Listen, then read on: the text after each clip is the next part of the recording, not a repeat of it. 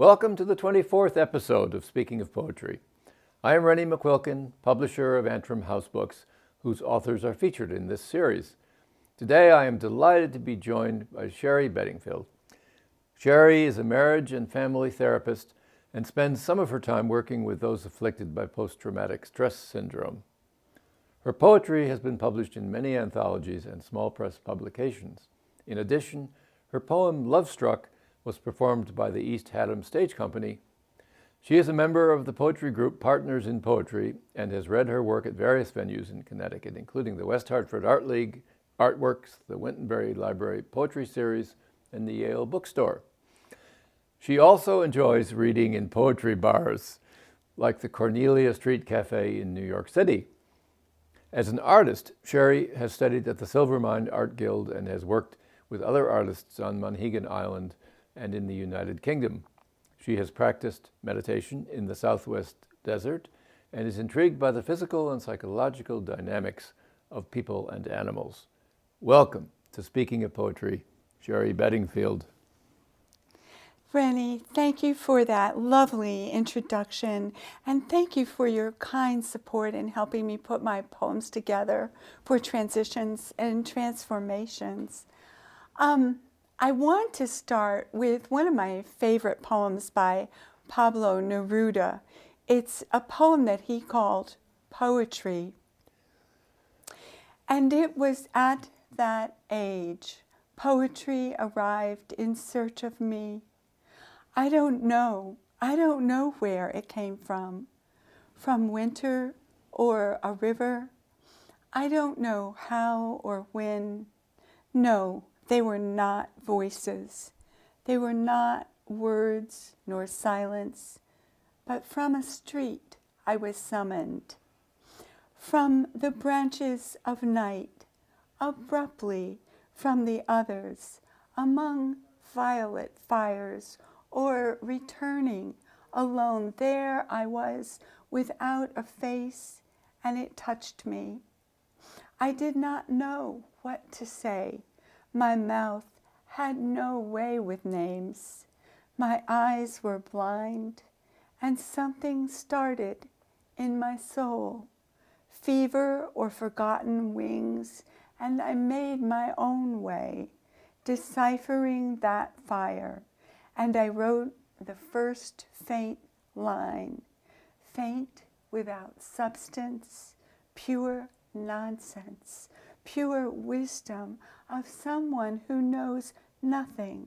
And suddenly I saw the heavens unfastened and opened, planets, palpitating plantations, shadow perforated, riddled with arrows, fire and flowers, the winding night, the universe, and I, infinitesimal being, drunk with the great starry void, likeness, image of mystery, felt myself a pure part of the abyss. I wheeled with the stars. My heart broke loose on the wind. Pablo Neruda. I like to walk some of the parks in the town I live in, and the next two poems are from two of those journeys. Sitting with Gray Heron at Westmore Park. Before the skunk cabbage on a warm March Saturday, I walk the pond's edge, gazing down in an effort to avoid mud. I look up and you are right there, so close I can see a speck in your eye. You see me approaching. Take me in, and still you are focused, stalking something I can't see on the far side of brown rocks. I sit down on the clammy, damp path. Sit right down. Getting wet doesn't matter if I get to sit with you. I'm taking on your stillness, breathing with you as you continue to hunt. I see your feathers. lie upon each other, your huge folded wings. You stretch your neck, long, long, lift your steely legs in silence. My eyes burn, taking you in.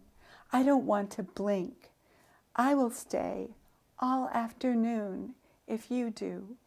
We are woman and bird. Spice bush swamp.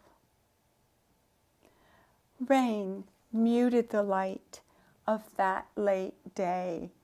October's end, and the wood still thick, with gray-green vines over its paths.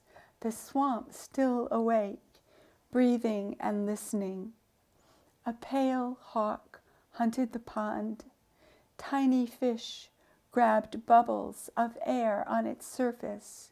We walked the path for the first time together that day, enchanted by the life there, delighted by our new friendship.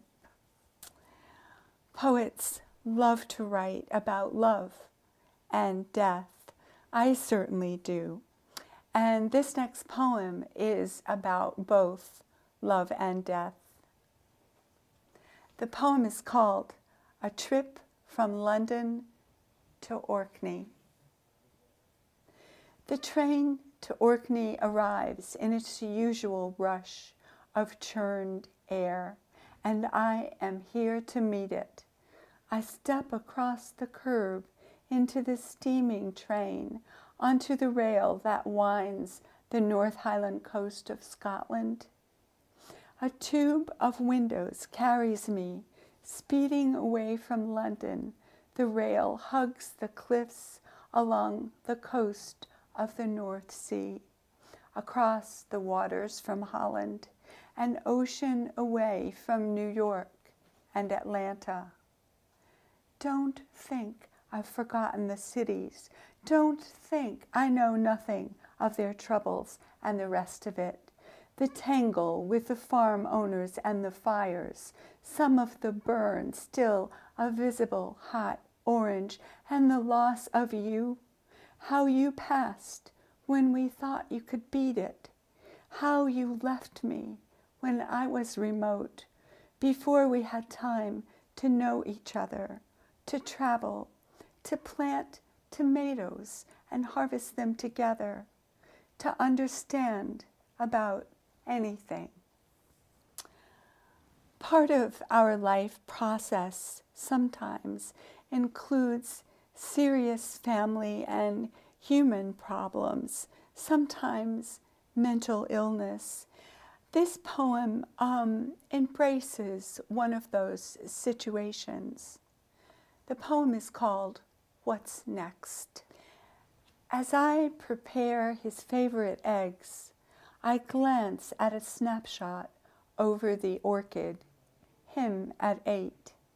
His blue-green eyes look straight into mine. Today, he is standing by the doorway in black. I jump under my skin, a nervous mother. Black everything hangs from his skinny frame. Lipstick, nail polish. He withholds his eyes. I say, good morning, like always, I think. Maybe I don't say it every day. I watch him in glances. Is he filing his teeth? His dad thinks I'm too sensitive. I coddled him. Maybe I did. It seems a menace creeps the hallway each night. When I go to the bathroom, he is always in the hall. The night light distorts his shadow, makes him taller. Why is he there so often? He is growing taller. It's me. I'm just worried. I tiptoe down the hallway as if walking on broken glass. His sister is nervous. I know she is. Maybe I don't love him the right way. That's stupid. Maybe it doesn't matter how I love him. His dad said to me once, "We share this house with a feral animal, a mutant adolescent enemy. His dad's at work all the time. Is my son clouded with rage? Do my own fears blind me? It's hard to be 15. Where are his friends? What's coming for him? For us? Monday, I'll call the school. This Monday, I will. They'll want his dad and I to come down. They'll tell us we're supposed to watch for the signs. They'll recommend a counselor, won't they? Dream dark. I dream a spring night, a whisper of wind, the sometime carrier of souls, plays the dark grass under miles of air. Stars spread the wide sky. My body, soft and still with sleep, knows this night journey, this altered place where magnolia trees rest over pink fringe mimosa in the dream dark. They wait for the sun. Geese doze, curl together. Worms rest in their wormholes. My small vision understands the great journey. My dream eye tracks the horizon. My mother's family is from Scotland and Ireland.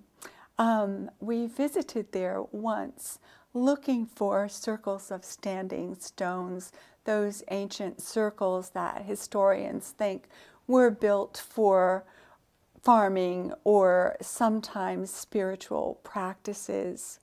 So this poem is about some of those standing stones. The poem is called Standing Stones at Callanish. This must be another top to the world.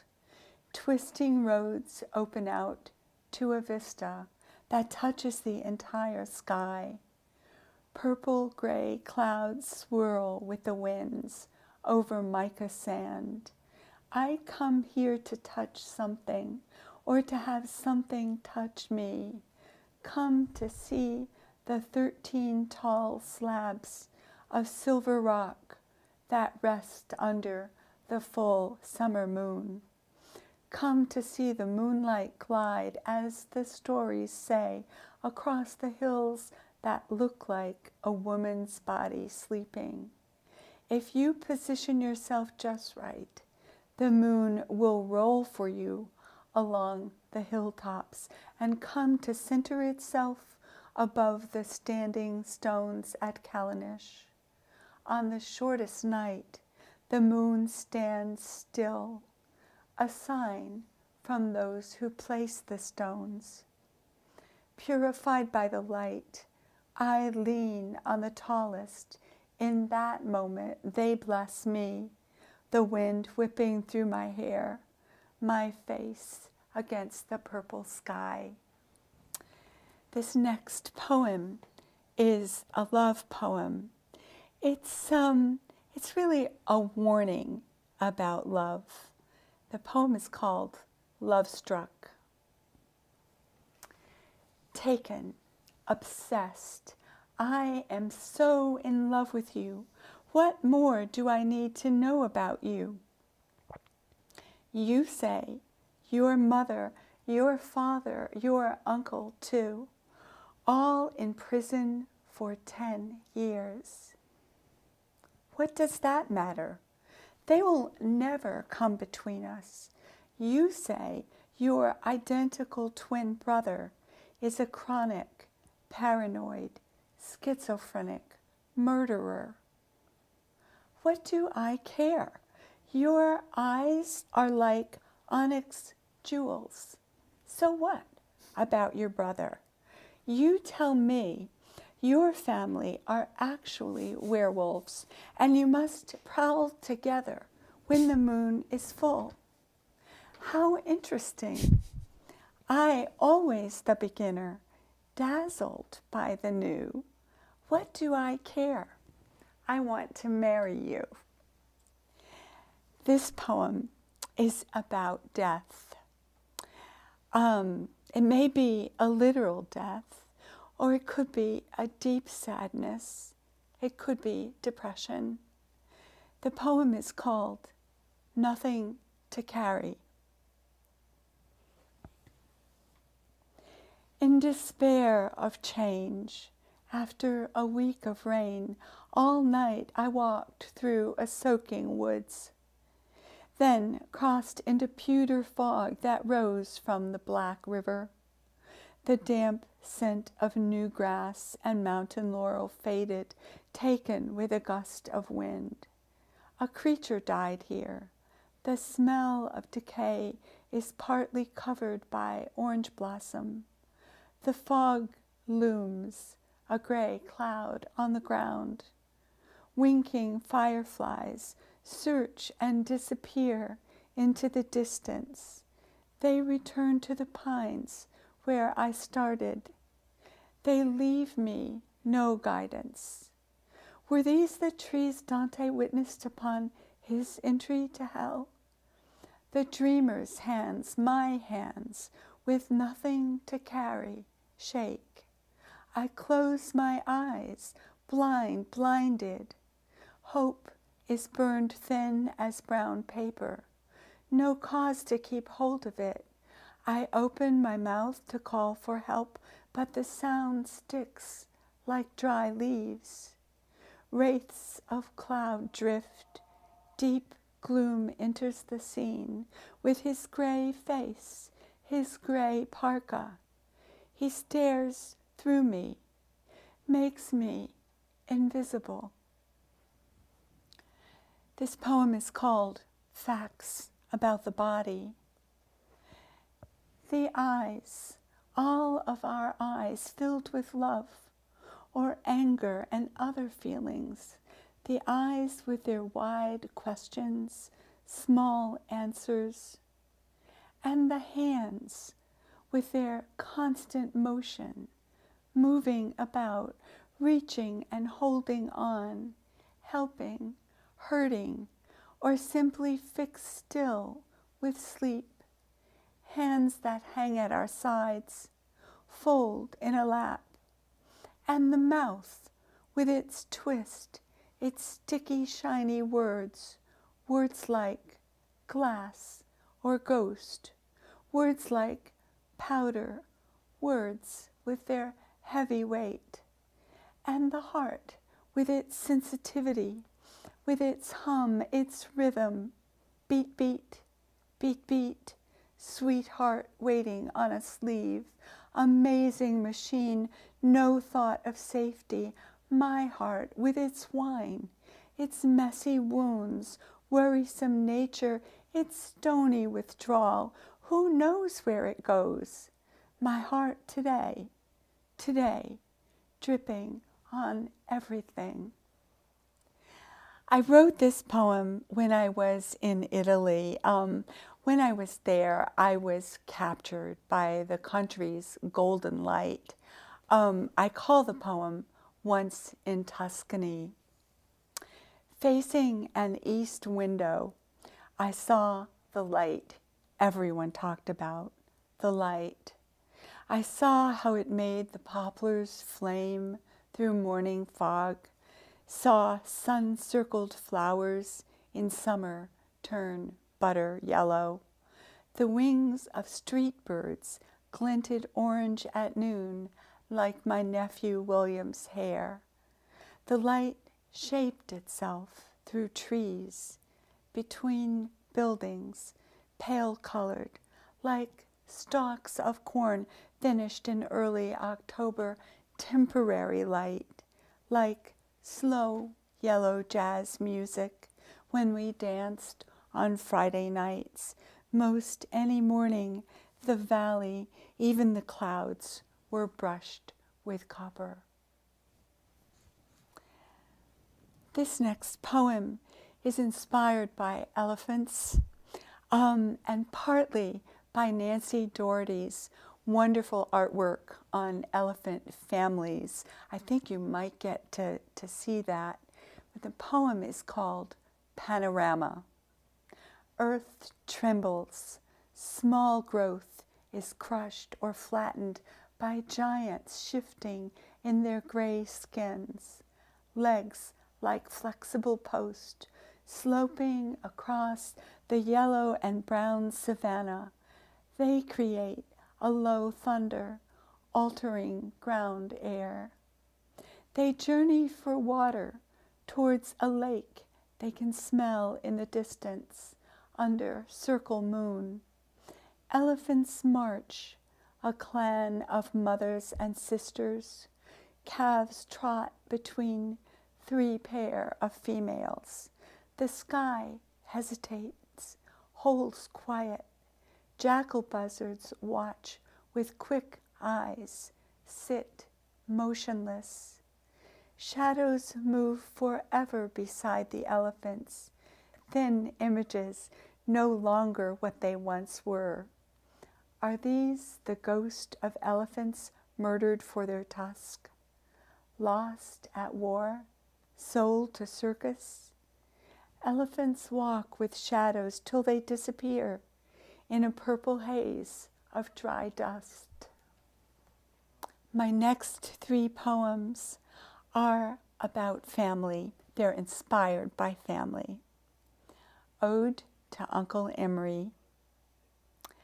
Visiting you was like visiting the king of a tiny island, like visiting someone from a country I had only read a little about.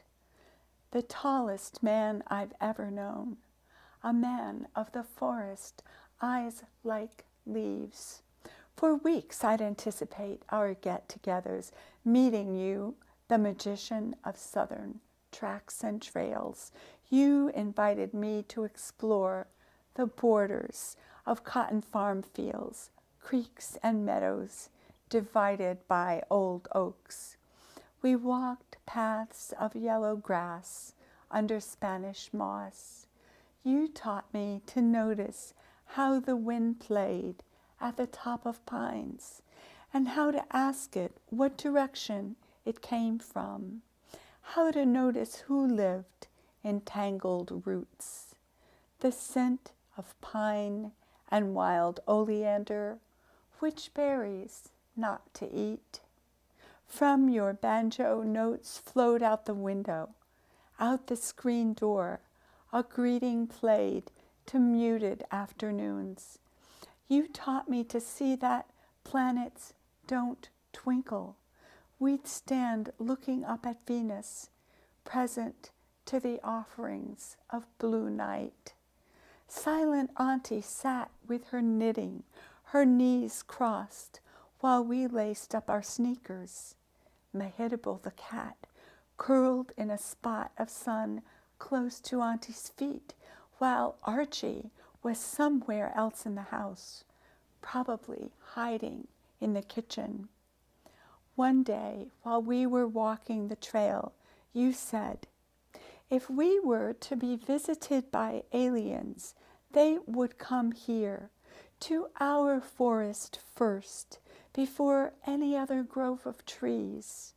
Amazed, I held my breath and gazed at the sky with different eyes.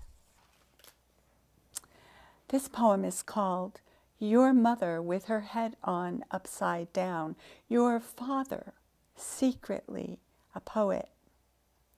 This must be your playful mother with her head on upside down. This evening, your family all here in the magnificent yellow kitchen. Your mother and her quiet smile after all she taught you about the forces of the mysterious in yourself that you will use your whole life. Your father, secretly a poet, stares out the window at the city, your city, in the pink light of sunset, or it could be sunrise on another day. That crazy, tilted yellow table with cups sliding toward cubist abstraction, the comfortable shaded cow with babies in her belly under the table, quietly resting, knows she is the favorite cow? Or is this simply a moment of magic in the family's yellow room? Your beer. You say, taste this, sip this special beer offered on a Sunday afternoon. What do you think? You pass me the heavy glass, turn its stem, step back, lean against the counter as the last sunlight curves through the window like quicksilver. I sip, roll the copper drink over my tongue, feel its sweet musky bite. Your eyes say, isn't it smooth as silk, delicious as a dessert? The beer is like fireworks on the 4th of July. The flavor spins, emits sparks, explodes, makes my mouth tingle, smells like honeysuckle when the flowers peek open. It calls the bees and hummingbirds to drink, but it's not just the silky beer or the copper room with our fingers touching on the chilly glass. It's me developing a taste. The last poem I'd like to read is about wild orchids that grow all over Connecticut every spring. The poem is called Lady Slipper. Scattered in cedar bogs, in swamps, in my dream, a glimpse of yellow, a purse, a bag of a flower, a wild orchid, painted with scarlet brushstrokes, petals tipped in purple, sepal brushed brown, competes with petals, almost weightless, body like a small child with yellow boots, exploring the forest after a gray spring, New England rain. Thank you. Thank you, Sherri. That was gorgeous. Like Neruda's heart breaking open when he wrote his first poem, our hearts have broken open. Hearing yours, and our eyes have been opened to by those gorgeous images. I think of the one Once in Tuscany, in which you say that the light between buildings was like, the golden light between buildings was like the cornstalks of October. What a gorgeous image. Thank you for that beautiful reading. And thanks also to Ken Picard and Karen Handville, who make this program possible. If you would like to learn more about Sherri Bedingfield's work and read samples from her book, please visit the Antrim House website, antrimhousebooks.com. You may also be interested in other Antrim House poets whose lives and works are described on the website. Goodbye until we meet again next month for the impossibly 25th installment of Speaking of Poetry.